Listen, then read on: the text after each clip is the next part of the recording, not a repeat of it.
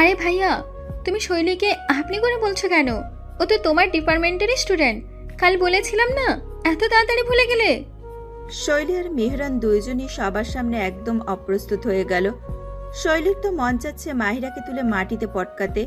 এর মেয়ের মুখ চললে থামা স্টেশন হারায় ফেলে। মেহরান ও মাহিরার দিকে শান্ত চোখে তাকালো এবং শীতল কণ্ঠেই জবাব দিল, আমি আমার স্টুডেন্টদেরকেও আপনি বলেই সম্বোধন করি, মাহিরা। মাহিরা ভাইয়ের চোখের রাগ ঠিকই বোধ করেছে। তাড়াতাড়ি চোখ সরিয়ে বান্ধবীর দিকে তাকিয়ে দেখলো এখানেও আবহাওয়া একই মাত্রায় গরম। কাচুমাচু করে চোখ নামিয়ে ফেলল। এরই মাঝে আফিয়া বেগম নিচ থেকে ডাকলেন সবাইকে নাস্তা করার জন্য। শৈলী এ সময় মাহিরাকে বলল ওর বাসায় যাওয়ার কথা। মাহিরা ওকে এবারও জোর করলো অন্তত নাস্তা করে যাওয়ার জন্য, কিন্তু শৈলী তা শুনল না। নিচে আফিয়া বেগমও সাধলেন, তবে শৈলী তাকেও বলল, আমাকে না আন্টি, সেই সকালে বাসা থেকে বের হয়েছি, এখনো ফিরিনি। আম্মু নিশ্চয়ই নাস্তা বানিয়ে বসে আছেন। এখানে খেয়ে গেলে ওখানে খেতে পারবো না। আর আমি তো বাসারই মানুষ, আসা যাওয়া তো করতেই থাকি। পরে একদিন এসে মজা করে খাবো। হাফিয়া বেগম হেসে যাওয়ার সম্মতি দিলে শৈলী আর অপেক্ষা করল না। ব্যাগ নিয়ে ওখানে বসে থাকা সবাইকে সালাম দিয়ে বের হয়ে গেল। মেহরান তখন নিচেই নামছিল। শৈলীর বের হয়ে যাওয়া দেখতে পেল। মালিহাকে এই নিয়ে হোয়াটসঅ্যাপে 6 বারের বেশি ফোন করে ফেলেছে তরিন। উদ্দেশ্য ভিডিও কলের মাধ্যমে মেহরানকে একবার দেখা, কিন্তু মালিহা ফোনটা পিক করছে না দেখে রাগে দপদপ করছে তরিনের মাথা। বিছানায় এক প্রকার ছুঁড়েই ফেলল ও মোবাইলটা। আর ঠিক তখনই খাট কাঁপিয়ে রিংটোন বেজে উঠল। ছো মেরে মোবাইলটা নিয়ে তাকায় তরিন, মুখে হাসি ফোটে। হ্যাঁ, মালিহা কল করেছে, তবে ভিডিও না, অডিও কল। তরিনের তাতেই হবে। কল কাটার আগে জলদি রিসিভ করে আগে ঝাড়ি দিল। তুই কই মরতে গেছিস মালিহা? ফোন ধরিস না কেন? মালিহা জানতো এরকম কিছু হবে ওর সাথে। সরি রে বান্ধবী, ভাইয়া আসার উপলক্ষে বাসায় অনেক গেস্ট, এত ব্যস্ত থাকায় কলটা দেওয়াই সময় পাইনি। কি ব্যাপার বলতো? আগে ভিডিও কলে আয়। মালিহা ঠোঁট টিপে নিঃশব্দে হাসে। বান্ধবীর এই অসময়ে আকুল আবেদনের মূল কারণ জানা থাকলেও সে না জানার ভান করে। Video call? না রে, এখন পারবো না, বাসা ভর্তি মানুষ। কিন্তু তোর হঠাৎ ভিডিও কলে কথা বলার স্বাদ জাগছে কেন? হ্যাঁ, আমাকে তো দুপুর পর্যন্ত দেখলি, এত তাড়াতাড়ি আবার বুঝি আমাকে দেখতে মন চাইছে? মালিহার দুষ্টুমি বুঝে লজ্জায় লাল হয়ে গেল তরিন। তার সাথে বান্ধবী যে ওর ভিডিও কল করার আসল কারণ বুঝে গিয়েছে, এটা ভেবেই অস্বস্তিতে পড়ল। যত যাই হোক, ওর পছন্দের মানুষের ছোট বোন মালিহা, একটা লজ্জার ব্যাপার আছে না? এদিকে মালিহা ফোনের এপাশ থেকে ওপাশের খবর বুঝে হাসতে শুরু করে দিল।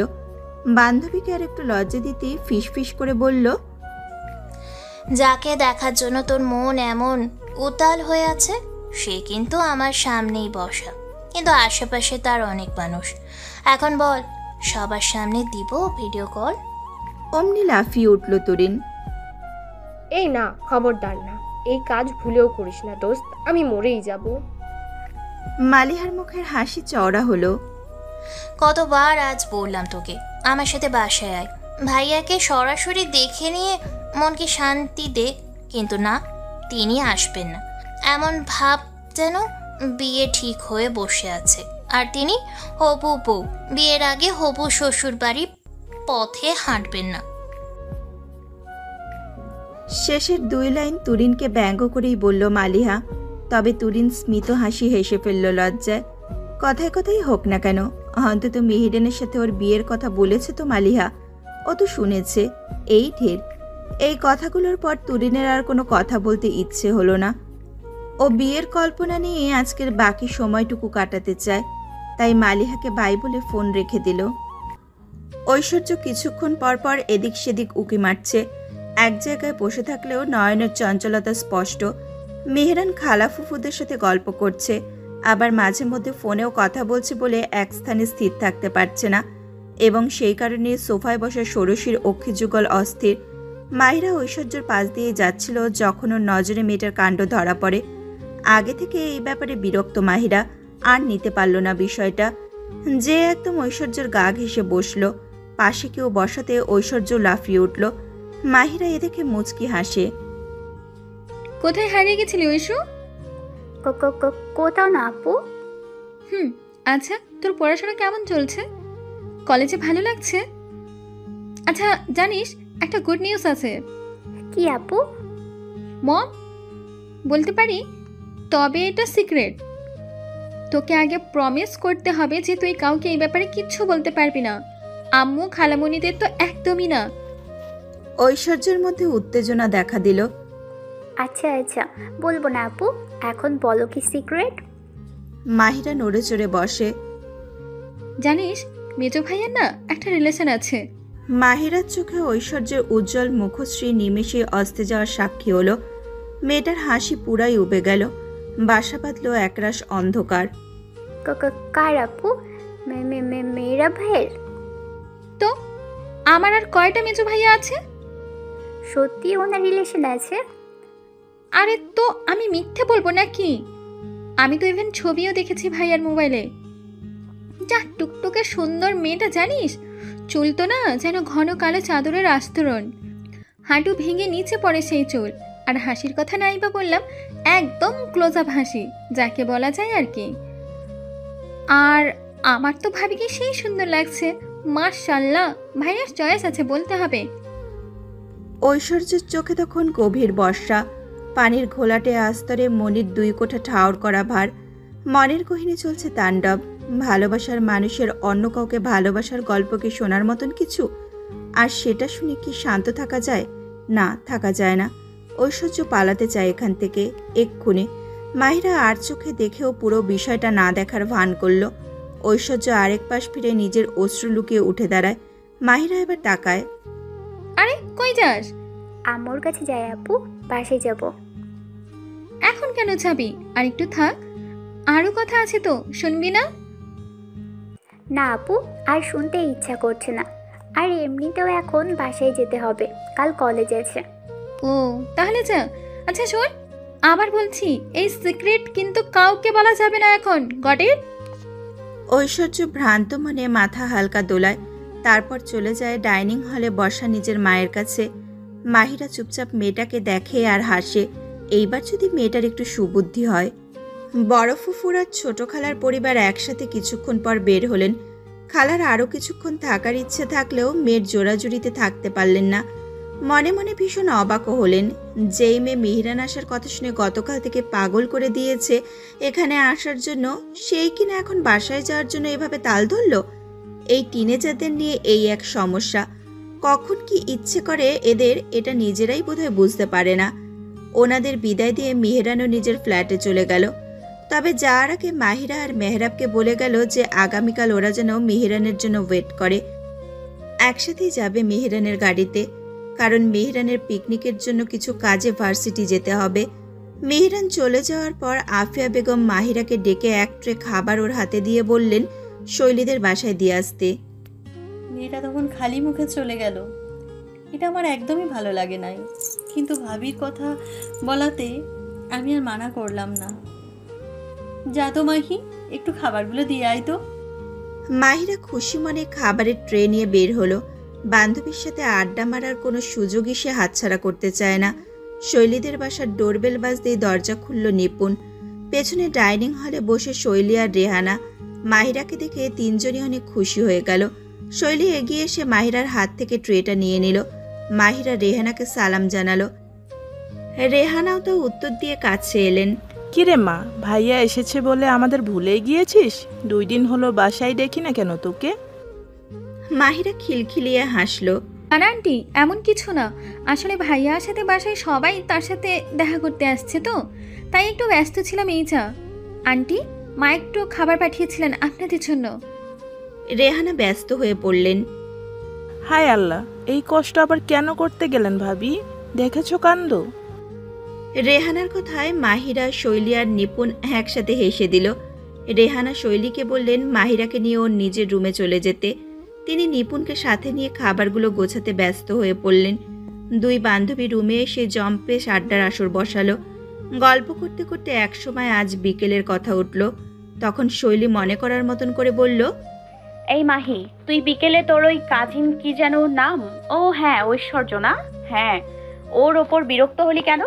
সাথে সাথেই মাহিরার হাসি মুছে বিরক্তির দেখা মিলল।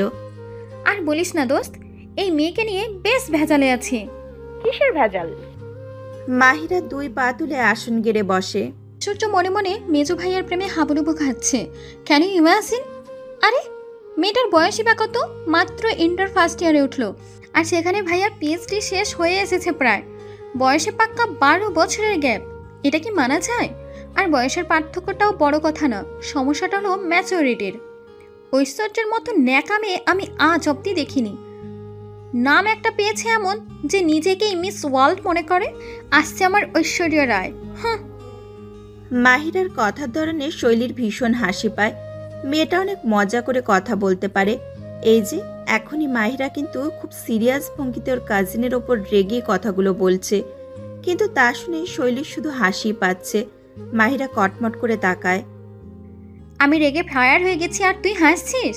কি করব বল, তুই কথাই বলিস এত মজা করে যে না হেসে পারি না। এই কথা বলে শৈলী আদরি ভঙ্গিতে মাহিরার 2 গাল টেনে দিল। মাহিরা শৈলীর হাত সরিয়ে দিয়ে হঠাৎ উচ্ছ্বাসিত হলো। তবে আজকে আমি এই প্রবলেমের পার্মানেন্ট একটা সমাধান করেছি। শৈলীর চোখে কৌতূহল। কি করেছিস? মাহিরা এবার সোজা হয়ে বসে একটা বড় দম নিল। তারপর হাসি মুখে গড়গড় করে ঐশ্বর্যের সাথে ওর সব কথোপকথনের বৃত্তান্ত পেশ করল। শুনে শৈলীর চোখে দেখা দিল বিভ্রান্তি। তোর ভাইয়ার যদি রিলেশন থাকে তাহলে তো ঐশ্বর্যকে নিয়ে তোর কোনো চিন্তাই থাকার কথা না। তুই তাহলে এত টেনসড কেন? কারণ বাস্তবে ভাইয়ার কোনো রিলেশন নেই। মানে কি? ওয়েট, তার মানে? মাহিরা সামনে ঝুঁকে। জি ম্যাডাম, আমি ঐশ্বর্যকে সব মিথ্যে বলেছি।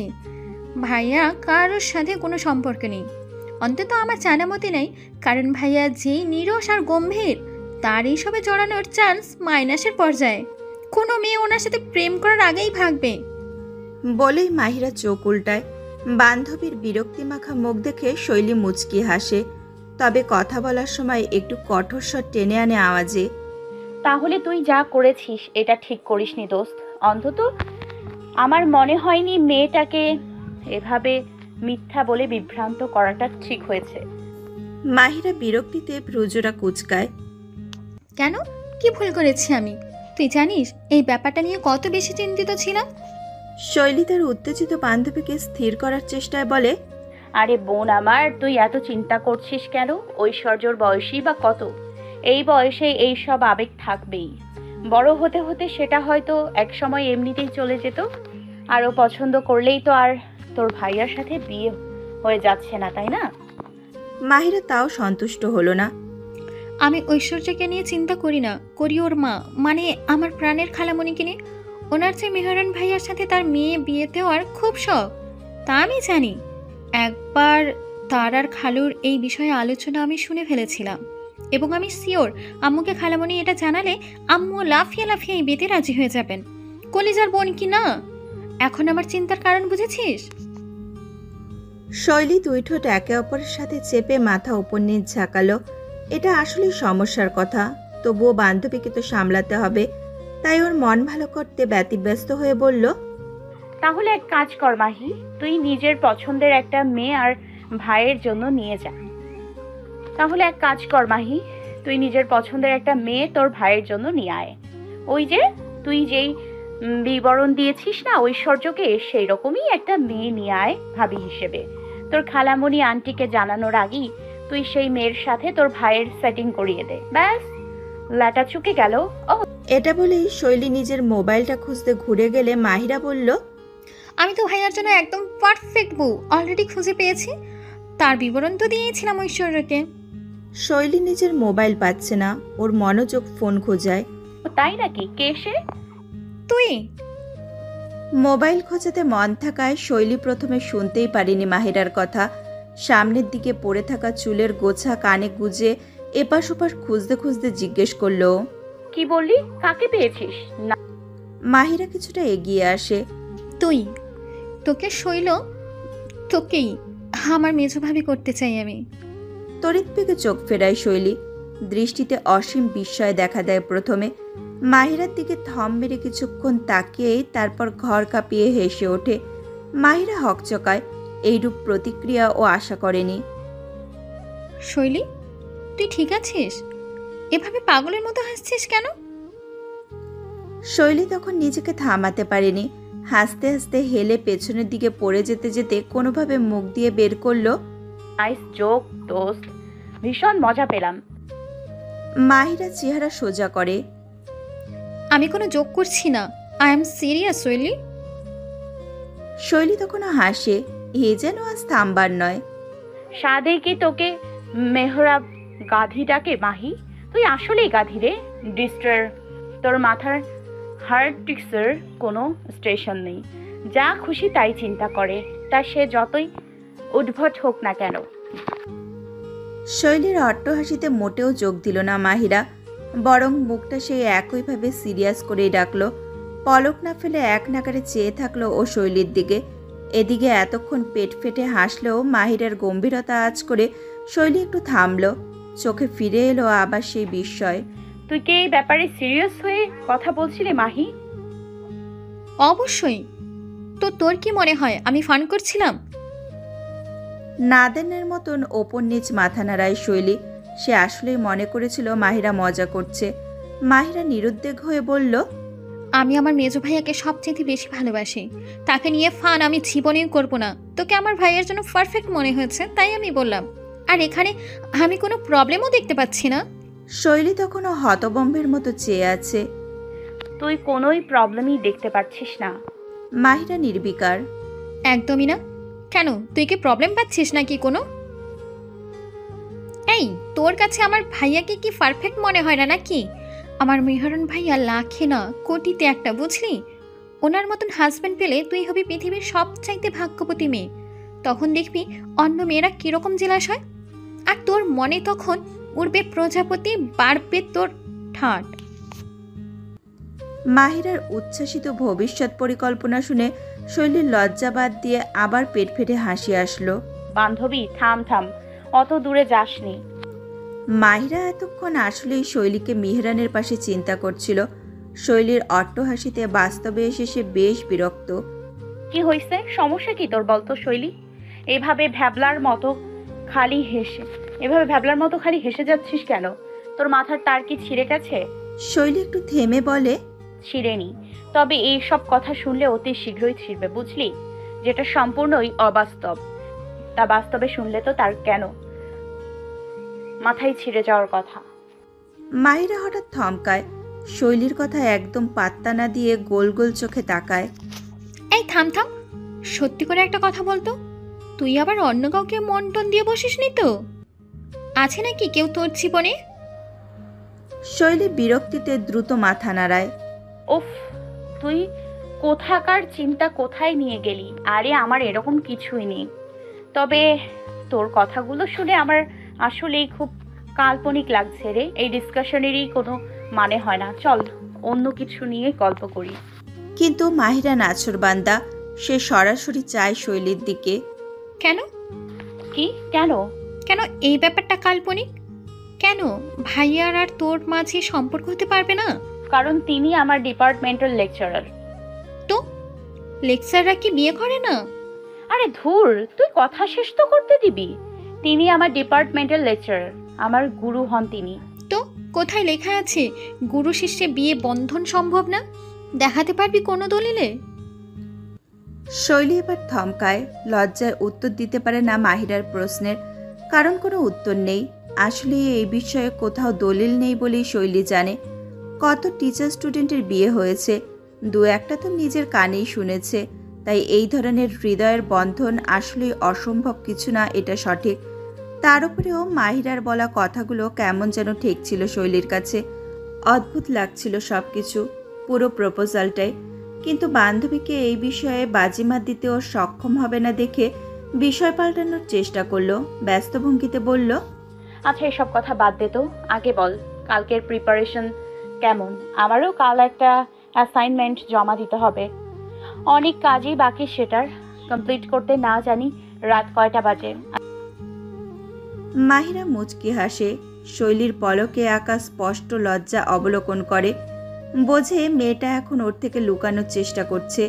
তাই আপাতত ওকে একটু ক্ষান্ত দেওয়ার সিদ্ধান্ত নিল। কালকের কুইজের পড়া ধরেই নেই এখনো, বাসায় এক দণ্ড বসার সময় পাইনি, পড়বো কিভাবে?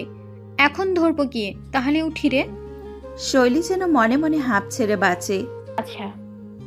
মাহিরা দরজা পর্যন্ত গিয়ে আবার শৈলীর দিকে ফিরে তাকালো। শোন, কালকে আমি, তুই আর মেহেরা একসাথে মেজো ভাইয়ার গাড়িতে যাব। ভাইয়া বলে দিয়েছেন, আমি গেলাম। শৈলী মানা করতে চায়, কিন্তু মুখ খোলার আগেই মাহিরা ওকে থামায়। খবরটার মানা করবি না, আমাদের সাথে তুই যাবি, এটাই ফাইনাল।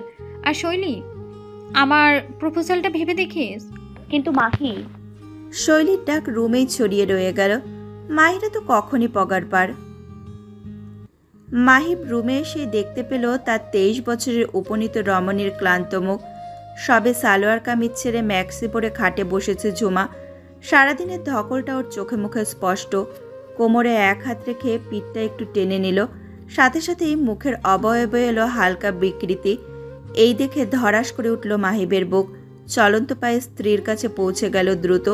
পলক মুদে থাকায় মাহিবের রুমে আসা তখনও খেয়াল করেনি ঝুমা। কারো হাতের উষ্ণ স্পর্শ নিজের পিঠে অনুভব করতে পেরে চোখ মেলল। শান্ত নয়নে অধরে স্মিত হাসির রেখা এঁকে নিজের প্রেমিক পুরুষকে নজরে আটকে নিল। মাহিব আস্তে ধীরে পাশে বসল ঝুমার। পিঠে রাখা হাতটা বাড়িয়ে কাঁধ ছুঁয়ে নিজের স্ত্রীর অতি নিকটে নিয়ে আসলো। ঝুমাও স্বামীর ইঙ্গিত বুঝে মাথাটা এলিয়ে দিল প্রশস্ত কাঁধে। ঝুমা, খুব খারাপ লাগছে?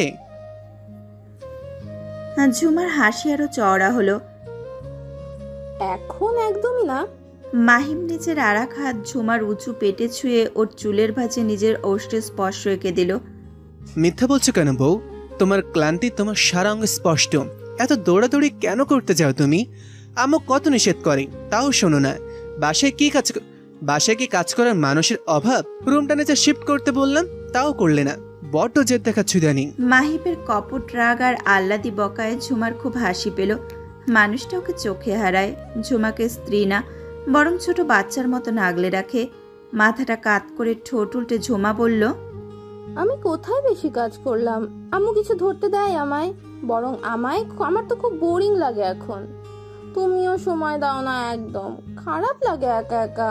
তাই তো আজ এসব কাজিনদের পেয়ে একটু মজা করলাম। এই কারণে সামান্য একটু হাঁপিয়ে উঠেছি, এই যা। আর রইল এই রুমের কথা। এই রুমে আমি নববধূ হয়ে এসেছিলাম, তোমার বধূ হয়ে এসেছিলাম। আমাদের জীবনের শুরু তো এই রুমটাতেই। আমাদের স্বামী স্ত্রী হওয়ার অস্তিত্ব এই ঘরের কোনায় কোনায় ছড়ানো।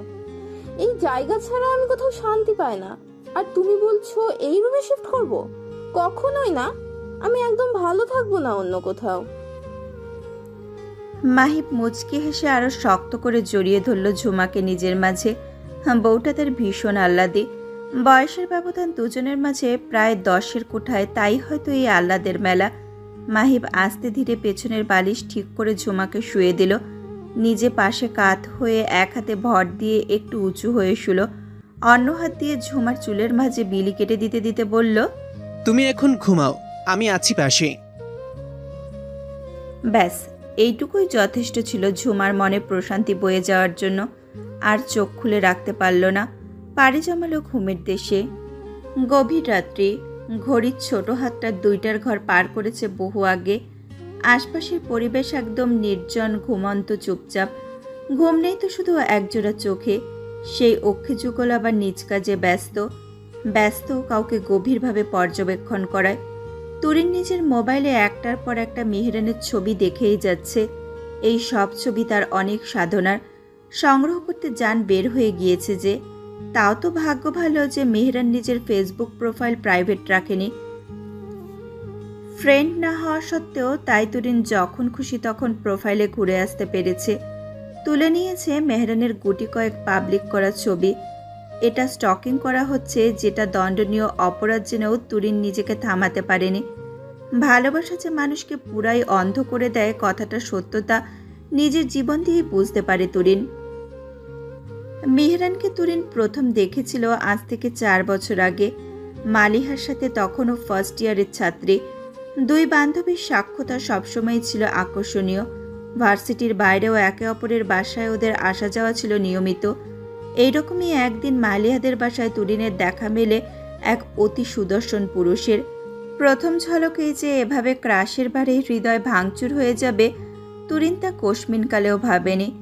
মালিহার মেজো ভাই যেই সেই সুদর্শন মানব এটা জানার পর তুরিনের জীবনে বয়ে যায় বসন্ত। কোনো ভনিতা ছাড়াই বান্ধবীকে নিজের মনের কথা জানিয়ে দেয়ও, তার সাথে আকত মিনতিও করে মালিহার কাছে ওর সাহায্যের জন্য। নিজের প্রাণপ্রিয় বান্ধবীকে সাহায্যের আশ্বাস দিলেও মালিহা বেশি একটা কিছু করতে সক্ষম হয়নি। এমন না যে মেয়েটা চেষ্টা করেনি, চেষ্টা করেছে অনেক, কিন্তু পাহাড়েও মনে হয় খোদাই করে রাস্তা বানানো মিহরানের মনে ঘর বানানোর থেকে সহজ। মালিহা ভাইয়ের কাছে ইনিয়ে বিনিয়ে চেষ্টা করেও তুরিনের ফিলিংসের ব্যাপারে বলতে পারেনি। আর তুরিন তো আর একজন। মেহরানের সামনে যেতেই তার পুরো গতর জুড়ে কাঁপন ধরে বলে 4 বছর পর আজও সেই একই মোড়ে ওর ভালোবাসার রেড সিগন্যালে আটকানো। ফোনের দিকে একটু ঝুঁকে তুরিন আঙুল দিয়ে ছুঁয়ে দেয় মেহরানের ছবি, ঠোঁটে আনে রহস্যময় হাসি। এবার আপনাকে ছাড়বো না আমি, এবার আপনাকে নিজের করে তারপর দম নিব। মাহিরান সাহেব, আপনার ব্যাচেলরের দিন অতি দ্রুতই শেষ হচ্ছে। নতুন জীবনে আপনাকে স্বাগত জানাতে আসছি আমি।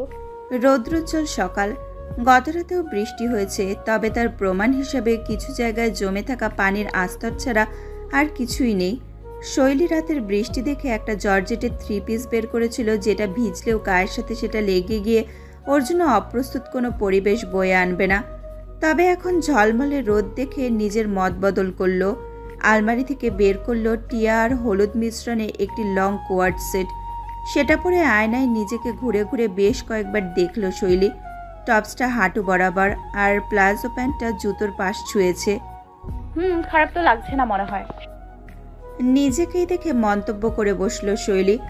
আসলে এই ড্রেসটা কেনার সময় বেশ দ্বিধায় ছিল, ভালো লাগবে কিনা এই নিয়ে। সেবার মাহিরা ছিল সাথে, ওই জোর করলো শৈলীকে কিনতে, বলল এটা নাকি বেশ মানাবে শৈলীর ওপর। এখন মনে হচ্ছে মাহিরা ভুল ছিল না। চুল খোলা রেখে আঁচড়ে নিয়ে কানে অক্সিডাইজের বড় একটা রিং পরে নিল শৈলী। চোখে কাজল, ঠোঁটে হালকা কালারের লিপস্টিক ও হাতে ঘড়ি, ব্যাস হয়ে গেল তৈরিও। রুম থেকে বের হওয়ার সময় একটা স্কার্ফ গলার পেছন থেকে সামনে ঝুলিয়ে নিতে ভুলল না। ব্রেকফাস্ট মাত্র শেষ করে উঠে দাঁড়াতেই বাসার বেল বেজে উঠল। শৈলীর বুঝতে দেরি নেই এটা কে। একেবারে ব্যাগ হাতে নিয়ে মায়ের কাছ থেকে বিদায় নিয়ে গেট খুলল। মাহিরা ওপাশে দাঁড়িয়ে শৈলীর দিকে তাকিয়ে হাঁ হয়ে গেল। ও মাই গুডনেস, আজকে সূর্যের দিকে তাকাবো না তো তোর দিকে বলতো। শৈলী বের হয়ে দরজা ভিড়াতে ভিড়াতে প্রশ্নবোধক দৃষ্টি দিল মাহিরার দিকে। সকাল সকাল কি আবল তাবল বলছিস? আবল তাবল মোটেও না, সত্যি বলছি। সূর্যের মতন জলজল করছিস রে তুই এই মুহূর্তে। দেখলি আমার চয়েস কত সুন্দর। ড্রেসটা যেন তোর জন্যই বানানো হয়েছিল রে। এবার শৈলী হেসে দিল। বান্ধবীর কমপ্লিমেন্ট দেওয়ার ভঙ্গি বেশ উপভোগ করল। মেহরাব কই? মাহিরার চেহারায় তখনই হঠাৎ অস্থিরতা ধরা পড়ল। এই যা, এখানে বকবক করতে করতেই ভুলে গেছি, মেজো ভাই আর মেহরাব অলরেডি নিচে নেমে গেছে, আমাদের জন্য ওয়েট করছে। চল চল তাড়াতাড়ি। যেই ঝড়ের বেগে মাহিরা কথা শুরু করেছিল, ঠিক সেই বেগেই শৈলীকে নিয়ে হন্তদন্ত হয়ে লিফটে উঠল। শৈলী এখন আর এইসব কিছুতে অবাক হয় না। মেয়েটা ভীষণ রকমের দুরন্ত, জানেও। মেহরান গাড়ি বের করে ড্রাইভওয়েতে রেখেছে।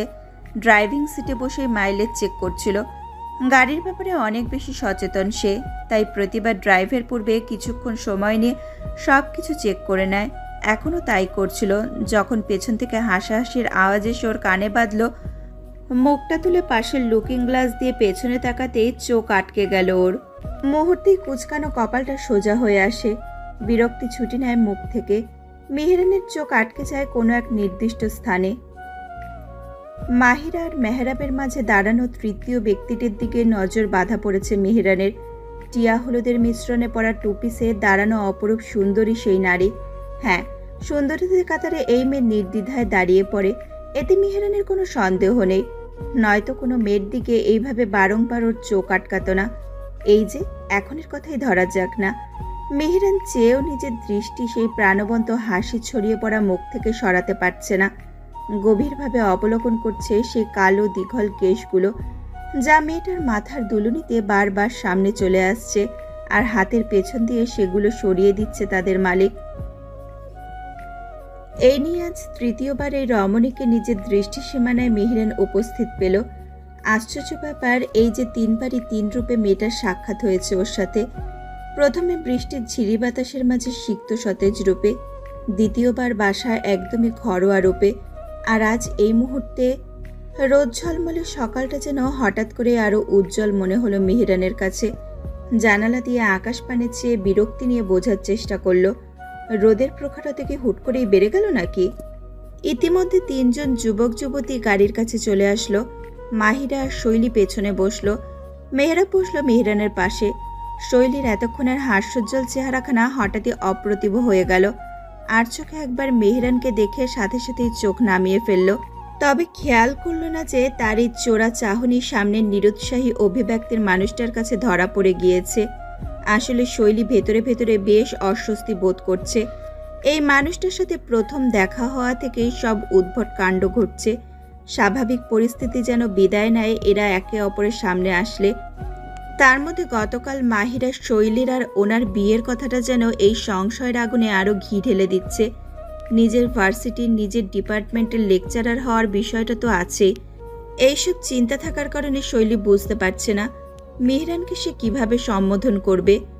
অথচ কথা ওরই শুরু করা উচিত, কারণ ও মিহিরানের গাড়িতে উঠেছে। কৃতজ্ঞতার খাতিরে ওর কথা শুরু করা আবশ্যক। আর 7-5 ভাবতে বসলো না শৈলী, নরম কণ্ঠে বলল, আসসালামু আলাইকুম স্যার। গাড়ির ভিতর শৈলী কাকে সালাম দিচ্ছে এটা বোঝা খুব একটা কঠিন ছিল না। একপাশে হালকা ঘাড় ঘুরিয়ে মিহিরান জবাব দিল, ওয়ালাইকুম আসসালাম। ভালো আছেন? জি, আপনি? ভালো। ব্যাস এইটুকু কথাই হলো ওদের মাঝে। আর কথা হওয়ার মতো অবশ্য কিছু ছিলও না। তবে গাড়ির ভেতরের পরিবেশ কিন্তু নিস্তব্ধ থাকলো না। মাহিরা আর মেহরাব ততক্ষণে গল্পের ভাণ্ডার খুলে বসেছে। অল্পক্ষণের মাঝে শৈলীও তাতে যোগ দিল। বিষয়বস্তু হলো আগামী দিনের ক্লাব প্রোগ্রাম। শৈলী, তোর স্টেজ ডেকোরেশন খবর কি? চলছে রে মাহি, তবে ধীর গতিতে। কাজ এখনো অনেক বাকি। আজকে বেশ অনেকক্ষণ সময় দিতে হবে। মেহরাব সামনে থেকে গলা উঁচিয়ে বলে ওঠে, আজকে কিন্তু আমরা সাউন্ড সিস্টেমটা লাগাবো শৈলী। তো স্টেজ রেডি না থাকলে আমাদের সেটআপে দেরি হবে। আজকে তো আবার ফাইনাল স্টেজ রিহার্সালও আছে। শৈলীর অসহায় কণ্ঠ পেছন থেকে ভেসে এলো, একসাথে কয়টা কাজ করব আমি দোস্ত বল? একে তো স্টেজের পেইন্টিংগুলোর দায়িত্ব আমাকে দিয়েছে, তার ওপর আবার উপস্থাপনার ভারও আমার ওপরেই। মাছ দিয়ে ফোড়ন কাটলো মাহিরা। তো এত প্রতিভাবান কে হতে বলেছিল তোকে? হ্যাঁ, জানো মেজো ভাইয়া, শৈলীর আর্টের হাত এত আনকোড়া, তুমি দেখলে মুগ্ধ হয়ে যাবা। একদম প্রফেশনাল লেভেলে একটা পেন্টিং তোলেও। আর তার পাশাপাশি ম্যাডাম আবার পাবলিক স্পিকিংয়ে জবরদস্ত, তাই উপস্থাপনা ওর দ্বারা খুবই ভালো হয়। একদমই জড়তা নেই, স্টেজে ফ্রাইড নেয়। এই কারণে প্রায় সময় শৈলীর ডাক পড়ে যে কোনো সাংস্কৃতিক অনুষ্ঠানে। এতক্ষণ ধরে নিশ্চুপ হয়ে ড্রাইভ করলেও মিহিরানের মনোযোগ ছিল বাকিদের আলোচনাতে। শৈলীর গুণগুলো ওকে আসলেই মুগ্ধ করলো। সামনের রিভার ভিউ মিরর দিয়ে খুব সন্তর্পণে দুবার দেখেও নিয়েছে মেয়েটাকে। ওর মনে হয়েছিল মেয়েটা বোধহয় চুপচাপ, ভীতু প্রকৃতির। তবে আজ কিছুক্ষণ আগের চঞ্চলতা দেখে আর ওর গুণাবলী শুনে মনে হচ্ছে মিহিরানের ধারণাটা কিছুটা হলেও ভুল। মনে এত কিছু চললেও চেহারায় মিহিরান কিচ্ছুটি প্রকাশ করল না। এমনকি মাহিরার ওকে বলা এত কথার প্রেক্ষিতে শুধু উচ্চারণ করা ছাড়া আর কিছুই বলল না ও। এটা আবার লক্ষ্য করেছে শৈলী। একটু অবাকই হলো বিষয়টাইও। এত গুরুগম্ভীর মানুষ জীবনেও খুব কমই দেখেছে। এত পথ পাড়ি দিল, তারপরেও মুখটা একটু ফাঁকা হলো না। নিশ্চয় পড়াবেনও খুব বোরিং ভাবে। এরই মাঝে ভার্সিটির গেটে এসে পৌঁছালো ওরা। বাকি সবাইকে সেখানেই নামিয়ে দিয়ে মিহিরান গাড়ি পার্ক করতে চলে গেল। মিহিরানের যাওয়াটা শৈলী দেখছিল। মাহিরা পাশেই ছিল। ওর বান্ধবীর চাহনির পানে চেয়ে দুষ্টু হাসলো। ভাইয়ার গাড়িটা কিন্তু ভাইয়ার থেকে বেশি সুদর্শন না, তাই না? চকিতে ফিরে তাকালো শৈলী। মাহি, তোর আবল তাবল কথা থামাতে কি নিবি বলতো? জাস্ট রাজি হয়ে যা ভাইয়াকে বিয়ে করতে। উফ, হাস্যকর। প্রথম দুটো ক্লাসের পরে শৈলী সময় পেল স্টেজের কাজে যাওয়ার জন্য। সময় নষ্ট না করে ছুটলো। আজ সব কাজ শেষ করতে হবে, না হলে কালকে সকালের মাঝে স্টেজ রেডি করা অসম্ভব হয়ে পড়বে। তার উপর উপস্থাপনার স্ক্রিপ্টেও রাকিব স্যারকে দিয়ে চেক করাতে হবে। সে ফাইনাল করে দিলে শৈলী মুখস্থ করবে। সব মিলিয়ে আজ অঢেল কাজ। অডিটোরিয়ামে ঢুকে শোরগোলের আওয়াজ এসে শৈলীর কানে বাজলো। সব দিকে হইচই বেঁধে আছে। নাচের দল স্টেজের নিচে আপাতত প্র্যাকটিস করছে, কারণ সাউন্ড সিস্টেম সেটআপের কাজ চলছে ওপরে।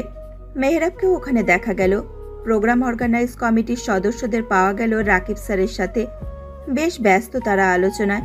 শৈলী এক ঝলক সব অবলোকন করে ওইখানে আর সময় ব্যয় করল না। ওর কাজ এখন স্টেজের পেছনে।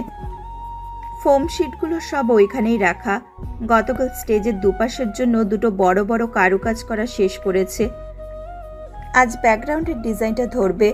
ফোন করে আগেই নিজের টিমের সদস্য অরুণাকে ফোম শিটগুলো তৈরি রাখতে বলাতে শৈলীর কাজের গতি বেড়ে গেল। শিটগুলোকে ডিজাইন অনুযায়ী প্রথমে শেপ করে কেটে নিল ওরা। তারপর শৈলী বসলো রং গোলাতে। মেয়েটা রং গোলাতে এতই ব্যস্ত ছিল যে পেছনে কে এসে দাঁড়িয়েছে তা খেয়াল করলো না। না হলে রিকের বিচ্ছিরি হাসিটা দেখে ওর গা গুলিয়ে উঠত। শৈলীর অপর পাশে অরুণা বসা ছিল, বিধায় ও রিককে দেখেছে। ভুরুজোড়া কুচকে বিরক্তি সমেত শৈলীকে সামান্য গুতা দিল। অমনি মাথা উঠালো শৈলী। অরুণার দিকে প্রশ্নসূচক নজরে তাকালো। অরুণা মুখের ভাব ভালো না হয়ে বরং আরও বিগড়ে গেছে ততক্ষণে। ইশারায় শৈলীকে পেছনে তাকাতে বলল। শৈলী ওর চাহনি অনুসরণ করে পেছনে ঘাড় ঘোরাতেই রিকের খোঁচা খোঁচা দাড়িওয়ালা মুখশ্রীটা দেখল ওর দিকে নেমে আসতে। তৎক্ষণাৎ রাগের পাড়া বেড়ে গেল শৈলীর। রিককে ঝুঁকে ওর মুখ বরাবর আসতে থেকেই নিজে ঝটপট দাঁড়িয়ে পড়ল। মনে মনে যত বিভৎস গালি ওর জানা আছে সব ঢালল। চিন্তা হলো এই ভেবে যে আসছে এই বদলোকটা ওকে উত্তপ্ত করতে। কোনোভাবেই এখন মাথা ঠান্ডা করে শৈলীকে কাজ করতে দেবে না। ভেতর ভেতর ক্ষোভের ঝড় উঠলেও আশেপাশে মানুষের সমাগম দেখে শৈলী নীরবে নিজের কাজে মন দেওয়ার চেষ্টা করল। পাশে রাখা সদ্য শেষ হওয়া একটা ফোম শিট হাতে তুলে নিল সরিয়ে রাখার জন্য। কিন্তু ওর মনের ধারণা সত্য প্রমাণিত করে রিকের ফিসফিস আওয়াজ কানে বিঁধল ওর। কি ব্যাপার আমার মনের রানী, আমাকে এখানে দেখে খুশি হওনি বুঝি? রাগে শৈলী ভেতরে ঘামতে শুরু করলেও মুখে একটা কথাও আনলো না। রিক এতে যেন আরো তেজি হয়ে উঠল। কি হলো? এত সুন্দর ঠোঁট জোড়ায় আজ কথা ফুটছে না কেন বলো তো? আমি এত কষ্ট করে ক্লাস ব্যাক করে তোমার কাছে ছুটে আসলাম, আর তুমি কিনা আমাকে পাত্তাই দিচ্ছ না। Not fair. আর সহ্য করতে পারল না শৈলী। রাগের পাড়া তরতরিয়ে বাড়ল। এখান থেকে না শুনলে এই ছেলেকে আজও চর মেরে দিতেও দ্বিধাবোধ করবে না। কোনো মতে হাতের ফোমশিটটা শক্ত করে ধরে পা বাড়ালো ও চলে যাওয়ার জন্য, কিন্তু বাধা পেল এখানেও। রিকের উন্মাদের ন্যায় হাসিটা মুখে লেগেই আছে। কই যাচ্ছ ডার্লিং, আমাকে না বলে? চকিতে ঘুরে দাঁড়ালো শৈলী। রক্তিম চোখগুলো বড় বড় করে এক প্রকার ধেয়ে আসলো রিকের দিকে।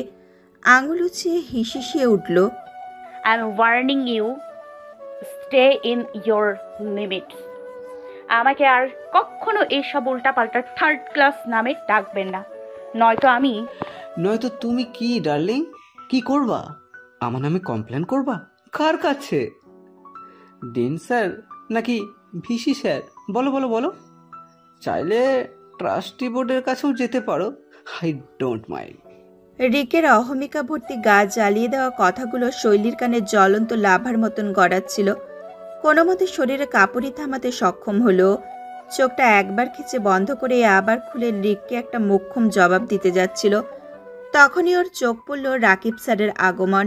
তবে সে একা নয়, তার পাশে ব্যাক স্টেজে প্রবেশ করছে মেহরান।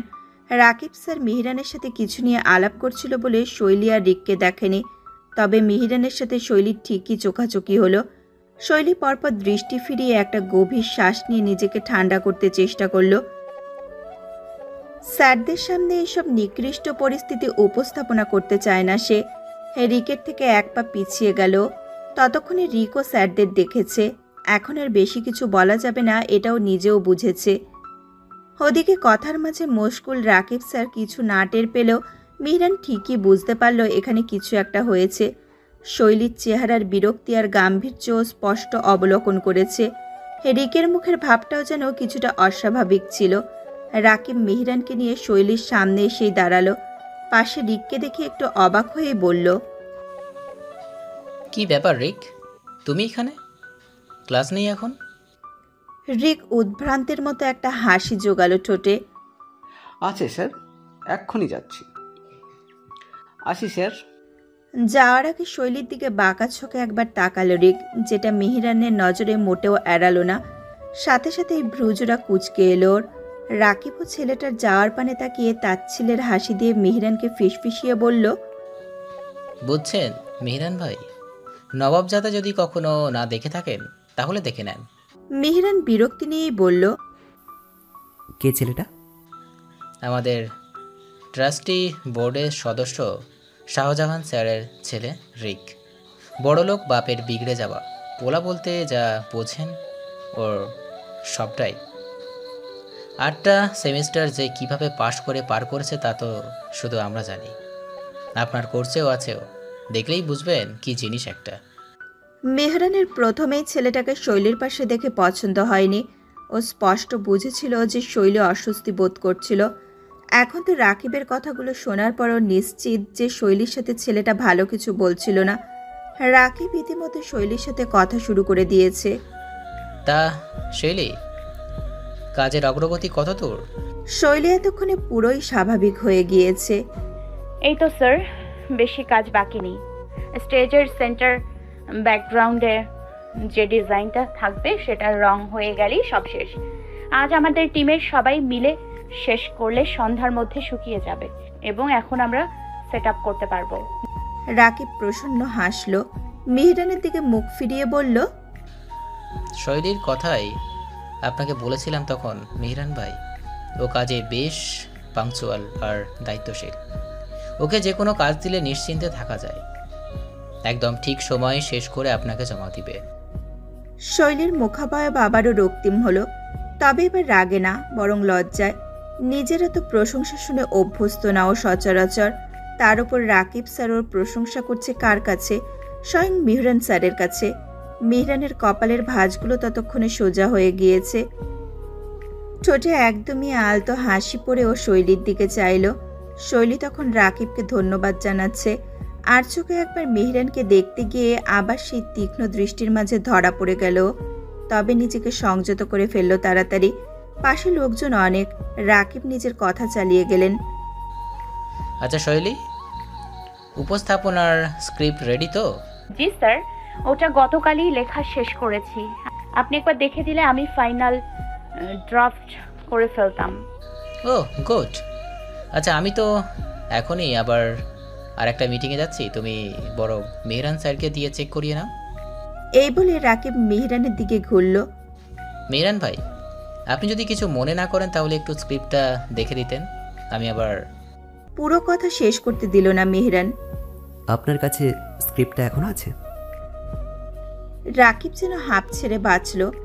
বড় একটা হাসি মুখে মেখে বলল, তাহলে আমি চললাম। শৈলী, মেহরান স্যার কিন্তু আমাদের ডিপার্টমেন্টের অনেক ট্যালেন্টেড একজন লেকচারার। স্যারের থেকে অনেক কিছু শিখতে পারবা তুমি। You are in safe hands now. Shoili রাকিবের দিকে তাকিয়ে দৃঢ়তার সাথে মাথা ওঠানামা করল, সে শিখে নেবে। ওদিকে মেহরান নিজের প্রশংসা শুনে বিরক্ত হলো। এই রাকিবটা শুধরালো না, অনেক বেশি কথা বলে দেখে সিনিয়র ফ্যাকাল্টিদের দেখে হালকা পাতলা বকাও খায়, তবে ঠিক আর হয় না। রাকিব বের হয়ে যেতে শৈলী আর মেহরান সামনাসামনি হলো। শৈলীর হঠাৎ মনে হলো পুরো ব্যাকস্টেজ ফাঁকা হয়ে গিয়েছে। আসলে ওর টিমের সদস্যরা নিচে বসে ইতিমধ্যেই রঙের কাজ শুরু করে ফেলেছে। বাকি যারা কাজ করছে তারাও বেশ দূরে দূরে। কোলাহলও কম, তাই শৈলীর মনে হচ্ছে ওরা দুইজন একা। মেহরানের সাথে কথা কিভাবে শুরু করবে সেই নিয়ে মস্তিষ্ক এই মুহূর্তে উঠল ঝড়। বলবে নাকি, স্যার একটু স্ক্রিপ্টটাও দেখে দেন না? কেমন লাগবে বলতে? আজব তো, অন্য স্যারেদের সাথে কথা বলতে তো চিন্তার প্রয়োজন হয় না, তাহলে এই মানবের সাথেই কেন? শৈলীর এই 7 পাঁচ চিন্তার মধ্যে একটা গম্ভীর কণ্ঠ কানে বাজল, আপনার কাছে স্ক্রিপ্টটা এখনো আছে? তড়িৎ গতিতে চোখ তুলল শৈলী। জি স্যার। তাহলে চলুন। কোথায় স্যার? শৈলীর অকপট প্রশ্নে থমকে গেল মেহরান, তার সাথে বিরক্তও হলো। স্ক্রিপ্ট চেক নিশ্চয়ই এখানে দাঁড়িয়ে দাঁড়িয়ে করা যাবে না, নাকি এখানেই করতে চান? নিজের বোকা প্রশ্নে জিভ কামড়ে ধরল শৈলী। চরম লজ্জিত হলো এই আচরণে। মেহরান বোধহয় ব্যাপারটা বুঝতে পারে। দ্বিতীয় প্রশ্নটা তাই নরম স্বরে করল, অডিটোরিয়ামে বসে কাজটা করলে ভালো হয় না? জি স্যার। মেহরান নিজের কথা শেষ করে আর দাঁড়ায় না। শৈলীও বিনা বাক্যে অনুসরণ করে। মঞ্চের সামনে এসে প্রথম সারির এক কোনায় বসল মেহরান। শৈলীও চুপচাপ ওর পাশে বসে ব্যাগ থেকে স্ক্রিপ্টের ফাইলটা বের করে মেহরানের হাতে তুলে দিল। সেটা পেয়ে মেহরান প্রথম পাতাটা উল্টাতেই একটু চমকে উঠল। পলকেই চোখের দৃষ্টিতে ছেয়ে গেল মুগ্ধতা। মেয়েটার হাতের লেখা চমৎকার, একদম গোটা গোটা অক্ষরে, খুব স্পষ্টভাবে সব লাইন সমান করে লেখা। একদম মনে হচ্ছে যেন টাইপ করা হয়েছে। মেয়েটা যে নিজের কাজের ব্যাপারে খুব যত্নশীল তা দেখেই বোঝা যায়। মনে এত কিছু ভাবলেও বরাবরের মতো সেগুলো আর মুখে আনল না মেহরান, বরং গম্ভীরতা টেনে এনে কাজে মন লাগালো। স্ক্রিপ্টটা মনোযোগ দিয়ে একবার পড়ল, প্রেক্ষাপট বুঝল, যেখানে যেখানে প্রশ্ন ছিল শৈলীকে জিজ্ঞেস করল। শৈলীও এবার কোনো ভুল ছাড়াই সব কিছু ভালো করে বোঝাতে সক্ষম হলো মেহরানকে। একটা লাইনে এসে মেহরানের চোখ আটকালো। আচ্ছা, এই কবিতার লাইনটা রবীন্দ্রনাথের, আপনি শিওর? মেহরানের কাছে স্ক্রিপ্ট থাকায় পাশ থেকে শৈলী ভালোভাবে লাইনটা পড়তে পারছিল না, তাই একটু সামনে ঝুঁকে আসলো। কোন কবিতার লাইন স্যার, একটু দেখি। শৈলী ঝুঁকেছে মেহরানের পাশ ঘেঁষে। ওর মনোযোগ সম্পূর্ণ স্ক্রিপ্টে। কবিতার ছন্দে কবির অস্তিত্ব খুঁজে বেড়াচ্ছে ও। কিন্তু এইদিকে মেহরান যে শৈলীর চুলের ভাঁজের সুঘ্রাণে নিজের বর্তমান অস্তিত্ব হারাচ্ছে, সেটা বোধহয় খোদ মেহরানও প্রথমে খেয়াল করেনি। ঘ্রাণটা একদম মাথায় ভেদ হয়ে যাচ্ছে ওর। এত সতেজ, এত সুন্দর, কোন শ্যাম্পু মাখে মেয়েটা? মেহরান অজান্তেই নির্লজ্জের ন্যায় ফ্রের ঘ্রাণটা আহরণ করে। মুহূর্তেই দু হাতের মুঠো শক্ত হয়ে ওঠোর। মুখ ফেরায় অন্য পাশে, চোখ বন্ধ করে দীর্ঘ একটা শ্বাস নেয় নিজেকে ধাতস্থ করার জন্য। ততক্ষণে শৈলী কিছুটা দূরে সরেছে। এখন সে মোবাইলে গুগল সার্চে ব্যস্ত। মেহরানের পাগল প্রায় অভিব্যক্তি সে খেয়ালই করেনি। কিছুক্ষণ পর নিজে দাঁত দিয়ে জিহ্বা কামড়ে শৈলী তাকালো মেহরানের দিকে। চোখে বোকা হাসি লেপটে বলল, সরি স্যার, এটা রবীন্দ্রনাথের না, নজরুলের কবিতা। মেহরান মেয়েটার দিকে তাকালো এক গভীর দৃষ্টি নিয়ে। ঘোরটা কাটাতে সময় লাগছে, শ্বাস প্রশ্বাসের গতি এখনো স্বাভাবিক হতে বেশ দেরি। স্যার স্যার, কেউ যেন হুট করে মেহরানকে টেনে বাস্তবে নিয়ে এলো। চঞ্চল চোখে এদিক ওদিক তাকালো। কিছু বলছেন? শৈলী মনে মনে বেশ অবাক হয়। স্যার কি এতক্ষণ ওর কোনো কথাই শোনেনি? জি স্যার, আসলে আমারই ভুল ছিল। নজরুল ইসলামের কবিতা ভুলে রবীন্দ্রনাথ ঠাকুরের মনে করে লিখে ফেলেছি। মেহরান পুরো কথাটা শুনেও কোনো রেসপন্স করলো না, কারণও বুঝতে পারছে এখন এই মেয়েটার সাথে বেশি কথা বলা ওর জন্য অসম্ভব। তাই তাড়াতাড়ি উঠে দাঁড়ালো। আচমকা এইভাবে মেহরানের আসন ছাড়াতে শৈলী একটু চমকালো। ও নিজেও সাথে সাথে উঠে পড়ল। মেহরান সামনের দিকে চেয়ে দ্রুত বলল, আপনার স্ক্রিপ্টটা ভালো হয়েছে, তবে এই ইনফরমেশনগুলোর ব্যাপারে ভবিষ্যতে আরও সচেতন হবে। শৈলীর মনে হচ্ছিল সে মাটিতে মিশে যাক, কোনটায় মাথা হেট তার। এরকম ভুল হয় না ওর সাধারণত, আজ এনার সামনে কেমনে হলো? তাহলে আপনি স্ক্রিপ্টটা ফাইনালি প্রিপেয়ার করে ফেলুন, ওকে? নিজের চিন্তা থেকে বের হয়ে শৈলী মেহরানের দিকে চাইল। জি স্যার, আমি তাহলে আসি। আসলে ব্যাক স্টেজে রঙের কাজটা চলছে। হ্যাঁ হ্যাঁ, আপনি যেতে পারেন। ধন্যবাদ স্যার। শৈলী মনে মনে যেন হাঁপ ছেড়ে বাঁচল ওখান থেকে ছুটতে পেরে। তাড়াতাড়ি ব্যাক স্টেজের দিকে পা বাড়ালো। ও অনুধাবন করতে পারছে যে মেহরান স্যারের সামনে থাকলে ওর কি যেন হয়। কি হয় সেটার ব্যাখ্যাও দিতে পারবে না, কিন্তু হয়। আর তাই সব উদ্ভট কাণ্ড সে করে বসে স্যারের সামনে। শৈলী নিজে থেকেই সিদ্ধান্ত নিল মেহরান স্যারের থেকে যথাসম্ভব দূরে থাকতে হবে ওকে। নয়তো এইসব কোনোভাবে যদি মাহিরার কানে যায় তবে তো কেল্লা ফতে হয়ে যাবে ওর জন্য। এমনিতেই মেয়েটা নাচুনি বুড়ুই, তার উপর পড়বে ঢোলের বাড়ি। নিজের গ্রুপের কাছে শৈলী এসে দেখলো ডিজাইন অনুযায়ী কাজ অনেক দূর পর্যন্ত এগিয়ে গিয়েছে। প্রসন্ন মনে মুচকি হেসে নিজেও সহকর্মীদের সাথে হাত লাগালো। এইদিকে শৈলীর যার পানে এক পলক চাইল মেহরান। এতক্ষণের অস্থির থাকা মনটা এখন শান্ত হওয়ায় নিজের ওপর ভেতর থেকে চরম বিরক্ত হয়। সুদর্শন আর পুরুষালী ব্যক্তিত্বের অধিকারী মেহরানের আশেপাশে মেয়েদের সমাগম থাকাটা সবসময়ই স্বাভাবিক ছিল। কলেজ, ভার্সিটিতে, এমনকি কর্মক্ষেত্রেও প্রেমের প্রস্তাব কম পায়নিও। কিন্তু সবগুলো প্রস্তাবই সে ফিরিয়ে দিয়েছে। মেয়েদের এই অযথা ঢলাঢলি ওর কোনো কালেই ভালো লাগেনি। বাহ্যিক সৌন্দর্য দেখে যারা ওকে পছন্দ করত তাদের ব্যক্তিত্বের প্রতি ছিল ওর গভীর সন্দেহ। কিন্তু জীবনে এই প্রথম ব্যতিক্রম একটি ঘটনা ঘটল মিহিরানের। হ্যাঁ, স্বয়ং মিহিরানের কোনো মেয়ের প্রতি আকর্ষণ জেগেছে। আকর্ষণটি এই মাত্রায় যে মেয়েটার বাহ্যিক সৌন্দর্য নিয়ে পর্যন্ত মিহিরানের ভাবনা গড়িয়েছে, যেই চেতনাটাকে মিহিরান এক প্রকার ঘৃণা করত। তবে শৈলীর জন্য সেটা আর ঘৃণার রূপ নিচ্ছে না, বরং সেখানে বসতি করেছে মুগ্ধতা। মেয়েটার ওর আশেপাশে উপস্থিতি ওকে অস্থির করে তুলেছে। হৃৎপিণ্ডের রেট ক্রমাগত বাড়িয়েছে। মেয়েটাকে চেনার জানার বাড়িয়েছে কৌতূহল। অষ্টযুগলের চাপ দিয়ে মিহিরান ভাবনায় ডোবে কিছুক্ষণ।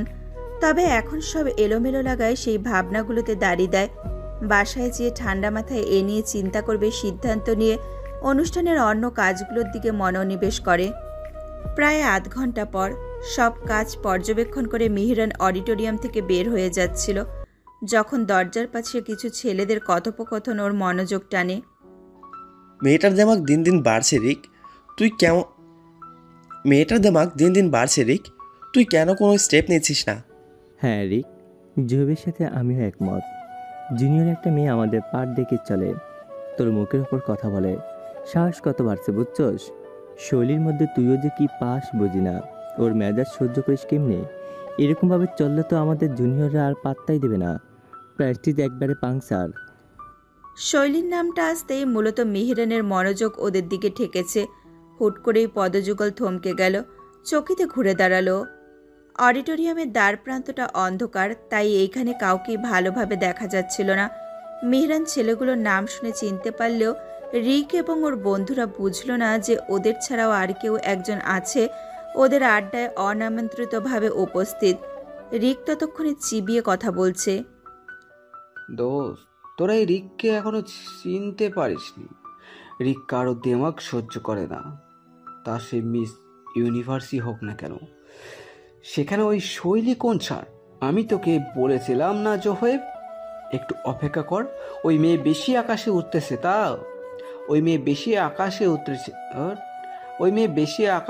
উঠতেছে তো দেখ আমি ওরে কেমনে মাটিতে আছড়ে ফেলাই। Messing up with Rick is going to be thought on her. মিহিরানের চিবুক শক্ত হয়ে এলো। জায়গাটা আলোকিত থাকলে ওর কপালের সূক্ষ্ম রগগুলো যে দৃশ্যমান হয়েছে তা দেখে নিত নিমেষে। যে কাউকে মুহূর্তে ভয় কাবু করে ফেলার জন্য ওর এই মুখাবয়বই যথেষ্ট। হাতের মুঠি শক্ত হয়ে আসতে আগ বাড়ালো সামনে। আপনাদের সবারই কি এখন ক্লাস অফ? পুরুষালী অত্যন্ত গভীর আওয়াজটা অন্ধকারের মাঝে সবাইকে নড়বড়িয়ে দিল। রিকও বাদ যায়নি তা থেকে। ঝট করে সবাই উঠে দাঁড়াতেই মিহিরানের শক্ত নিরেট মুখশ্রী চোখে পড়ল ওদের। জোহেব ও রাসেল ভীষণ ভয় পেয়ে গেল। স্যার ওদের কথোপকথন শুনে ফেলেনি তো? ওদের আতঙ্ক মুখাবয়বে স্পষ্ট। তবে রিক সাথে সাথেই নিজেকে সামলে মিহিরানের সামনে দাঁড়ালো। স্যার, ক্লাস করে এসেছি। রিকের দিকে কঠিন নজর টিকিয়ে দ্বিতীয় পলকে নিজের ঘড়ি দেখালো মিহিরান। পিরিয়ড তো এখনো শেষ হয়নি, এখনো 10 মিনিট বাকি। এবার রিকেরও মুখ বন্ধ হয়ে গেল। কি বলবে ও? এই অধ্যাপক নতুন, হয়তোবা রিককে চেনে না, নয়তো বাকি কোনো শিক্ষকই ওর কাছে প্রশ্ন করে না এভাবে। মিহিরান রিকের দিক থেকে নিজের চোখ না সরিয়ে সবাইকে আদেশের সুরে বলল,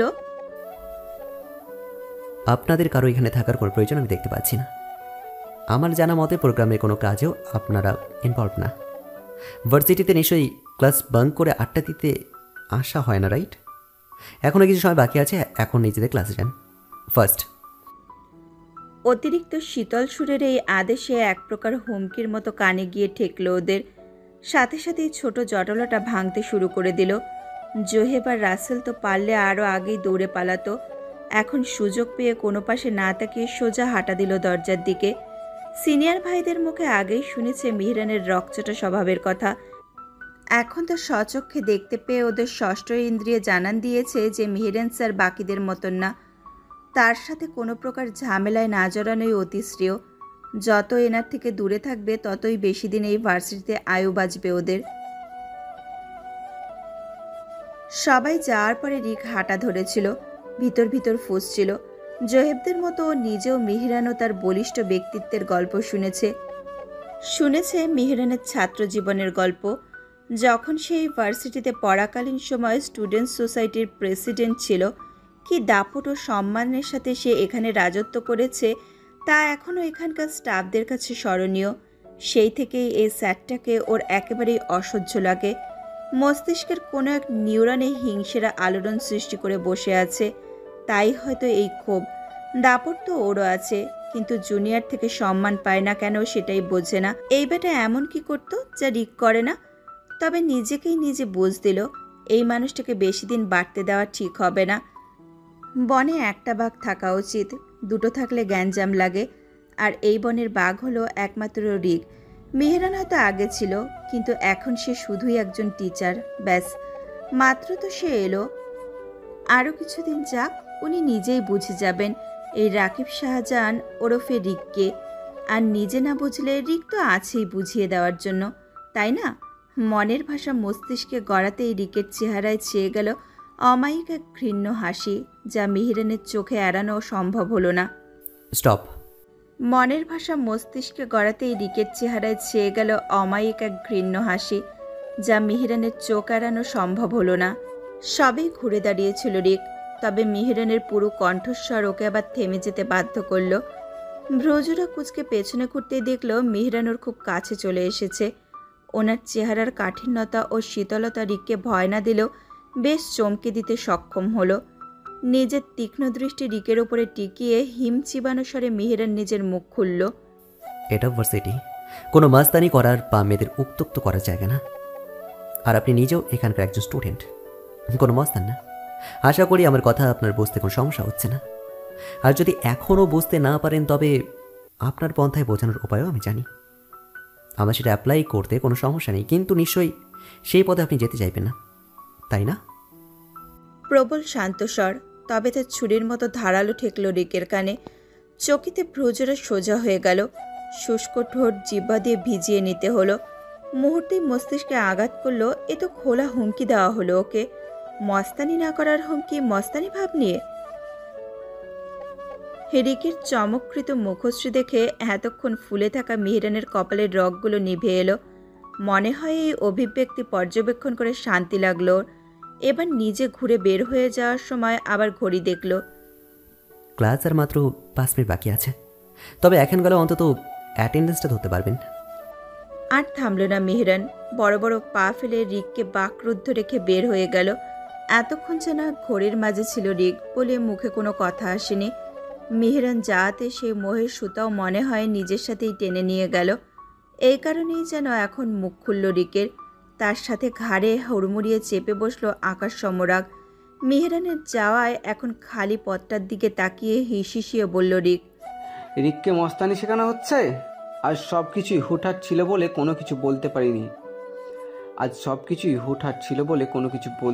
আপনাকে স্যার। তবে এটা ভেবে নিয়েন না যে এই রকম চুপ আমি সব সময় থাকবো। আর আপনি তো আজ থেকে আমার কাছে খুব স্পেশাল হয়ে গেলেন, ঠিক ওই শৈলীর মতন। আপনাদের দুজনকে স্পেশাল ট্রিটমেন্ট তো দিতেই হবে। অপেক্ষা এখন শুধু ঠিক সময়। নিজের নির্ধারিত কেবিনে ঢুকে এতক্ষণে চাপার একটা ফস করে বেরিয়ে আসলো মেহরানের। দরজা বন্ধ করলো বেশ আওয়াজে। ডেস্কের উপরে ঝুঁকে হাত মুঠি করে সজোরে একটা বাড়ি দিল। গাল আর চিবুক লাল হয়ে উঠেছে ওর, কপালে বিন্দু বিন্দু ঘামও জমছে। মেহরান বেশ রকচটা স্বভাবের ঠিকই, তবে রাগ ওর যখন তখন ওঠে না। গম্ভীর মেহরানকে বন্ধুমহল খুব ঠান্ডা মাথার অধিকারী হিসেবেই চেনে। ভয়ঙ্কর কোনো পরিস্থিতিতেও মাথা ঠান্ডা রেখে সঠিক সিদ্ধান্ত নেওয়ার ব্যাপারে মেহরানের জুড়ি মেলা ভার। তাই তো অনার্স মাস্টার্স দুটো সময় স্টুডেন্ট বডির প্রেসিডেন্ট হিসাবে নিজের দায়িত্ব বেশ সফলভাবে পালন করতে পেরেছে। তবেও নিজেও রাগের ওপরে কোনো নিয়ন্ত্রণ রাখতে পারে না, কেবল একটা সময়, যখন ওর চোখের সামনে ঘটে কোনো অসামাজিক কর্মকাণ্ড। আগ্নেয়গিরির ন্যায় ফেটে ওঠা মস্তিষ্ক তখন ওর চুপচাপ ঠান্ডা সত্তাকে গ্রাস করে নেয়, যেমনটি আজ হতে যাচ্ছিল কিছুক্ষণ আগে অডিটোরিয়ামে। কোনো মেয়েকে নিয়ে এত অশ্লীল কথাবার্তা সহ্য করা মেহরানের ধাঁচে নেই একেবারেই। তাও আবার কোন মেয়েকে নিয়ে কথা উঠেছে? শৈলী, যাকে একটু আগেও মেহরান নিজের মনোজগতে ধারণ করে নানা ভাবনার জাল বুনছিল, সেই শৈলীকে নিয়ে। শুধুমাত্র বিশ্ববিদ্যালয়ে ভাবমূর্তি রক্ষা করতে গিয়ে নিজেকে নিয়ন্ত্রণে রাখা তখন কতটা মুশকিল হয়ে পড়েছিল তা শুধু জানে ওর ওপরালা আর মিহিরান। ভার্সিটির বাইরে হলে রিকের এতক্ষণে বসবাস হতো হাসপাতালে। নিজেকে ঠান্ডা হতে মিহিরান সময় দিল। ডেস্কের ওপাশে সুইভলিং চেয়ারটাতে বসে শার্টের বুকের প্রথম বোতামটা খুলে একটু সহজভাবে হেলান দিয়ে বসলো। সাথে চিন্তায়ও নিমজ্জিত হলো। ঠান্ডা মাথায় ভাবতে লাগলো সব। রিক আর ওর বন্ধুদের আলাপের কেন্দ্রবিন্দুতে ছিল শৈলী, এটা স্পষ্ট। ব্যাকস্টেজে রিককে তো শৈলীর সাথে কথাও বলতে দেখেছিল মেহেরান। তখনও শৈলীর অস্বস্তি ওর চোখ এড়ায়নি। তার মানে শৈলীর সাথে ঝামেলা করতে যাচ্ছে এই বখাটের দল। ভাবনাটা মাথায় আঘাত করতে আবার কেমন যেন বিচলিত হয়ে উঠল মেহেরানের মন। মেয়েটার জন্য ভীষণ টেনশন হলো।